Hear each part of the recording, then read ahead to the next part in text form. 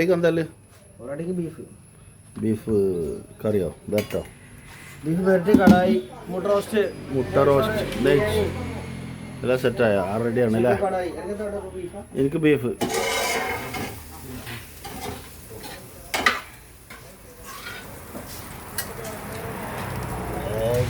വറകടപ്പിൽ വന്ന beef fry. Biryani chicken biryani. Guys സമയം 11 മണിയായി. സാധനം റെഡി ആട്ടോ, പോന്നോളി.